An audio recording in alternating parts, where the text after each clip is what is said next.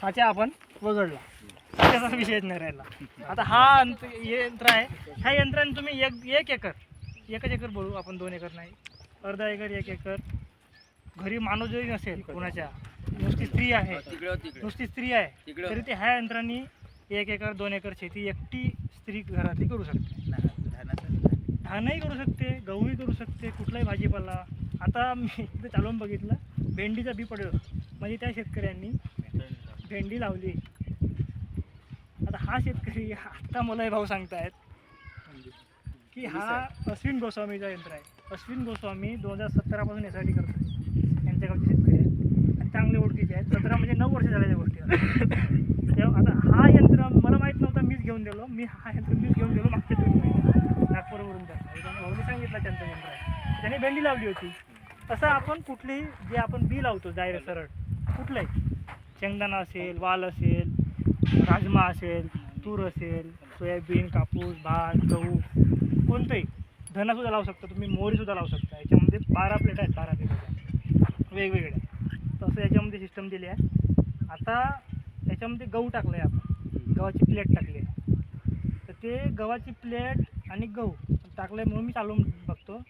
आता हा जो अंतर आहे याच्यातला, हा मला वाटते 9 इंची अंतर आहे. हां, आणि याला 6 इंचीला ॲडजस्ट करता येते. कमीत कमी 6, जास्तीत जास्त 30 इंच, 1 फूट. हां, त्याच्यामध्ये ॲडजस्टमेंट आहे. हे ॲडजस्टमेंट होते, त्याच्यामध्ये असेंबल करायचं सिस्टम दिला आहे, असेंबल होते ते होते. हां, त्याच्यानंतर आता मका आपला लावायचा आहे. मक्यासाठी 1 नंबर. सगळ्या पिकाचा विचार केला ना तर उत्तम मक्यासाठी आहे. हां, तर मका आता आपण एवढ्या अंतरावर लावू नाही शकत, कमी होते अंतर. याचा अंतर वाढवायचा थोडंसा. आता याची काय केलं आहे अश्विन भाऊंनी, याचं काय केलं आहे अश्विन भाऊंनी, याचं थोडंसं अंतर वाढवलं आहे. म्हणजे हा 6 इंचावर असताना इथं असताना, आणि मग इथे दुसरा जात इथं आला असता, तर मग हे जे 2 हे आहेत, हे बरोबर 1 फूट अंतर होते. 25 सेंटीमीटर किंवा 1 फूट. याचं थोडं अंतर वाढवलं आहे म्हणून तसं दिसते आपल्याला. किंवा याच्यामधला एक ब्लॉक पण करता येते ना, असा सिस्टम आहे का? ब्लॉक करता येते याला, पण ते केव्हा ब्लॉक करायचं, ते 1 फूट अंतर असेल असं तेव्हा करायचं. ते येत नाही करता येणार बघा. हा जर बंद केला, हा ओपनच होते, म्हणजे चालवताना ओपन होईल, पण दाना पडणार नाही ना खूप जास्त. 1.5 फूट अंतर होईल. तर तो बंद करताना, हा बंद करायचा आहे आपल्याला. इथून बियाणं नाही पडलं पाहिजे मला वाटते. एकदा बंद करायचं आहे, अंतर कमी करायचं आहे. तर याच्यामध्ये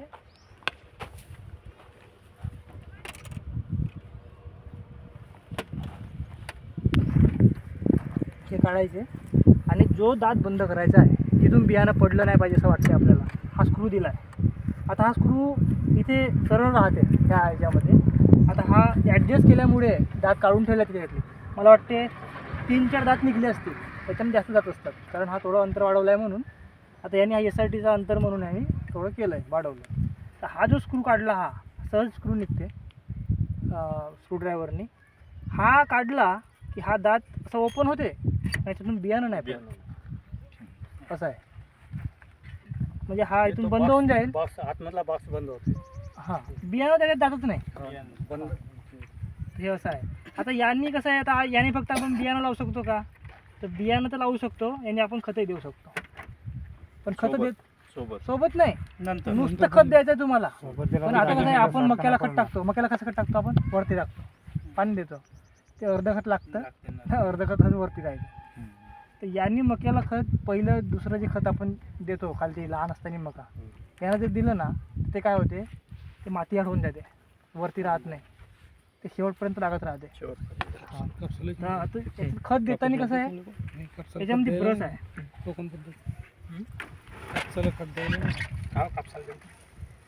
सोयाबीन याच्यामध्ये हा इथं ब्रश आहे. हा थोडा दिसत नसेल, इथं ब्रश राहते.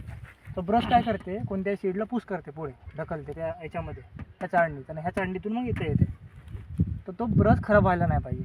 तो ब्रश खराब झाला, यंत्र खराब झाला, तो ब्रश भेटते, पण ते जरा किचकट प्रोसेस आहे. मग तो असेंबल करा, तो खोला. तर तो ब्रश खराब केव्हा होते, खत ओलावा पकडलं. खत कोणता, युरिया किंवा तुमचा आपलं वॉटर सोल्युबल. ते दाणेदार खतं आहेत, जसं 20-20-16 आहे आपला, 20-20-0-13 आहे, किंवा 10-26-26 आहे, किंवा DAP आहे. तर ह्या खताने हा खराब नाही होत. युरिया मच्छर पकडते. जे खतं पिजरतात लगेच पिजरतात बाहेर काढल्यानंतर त्याने खराब होते.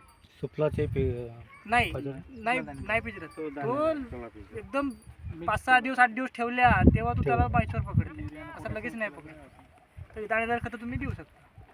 आता ते खतं किती पडायची आहे ह्याच प्लेटवर आहे. ह्या प्लेटवर किती, जेवढी मोठी प्लेट त्या बियाणाची नाही का, हे असं इथून निघते.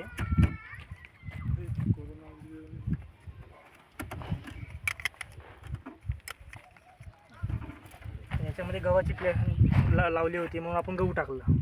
याच्यात जेवढं खत येईल ह्याच्यामध्ये गड्ड्यामध्ये हां तेवढं ते खत झाडाला निघेल. ब्रस आहे अंदर ब्रस. मी काय म्हणतो याच्यामध्ये एक मिसिंग आहे, याच्यात चंद्रकोर नाही आहे.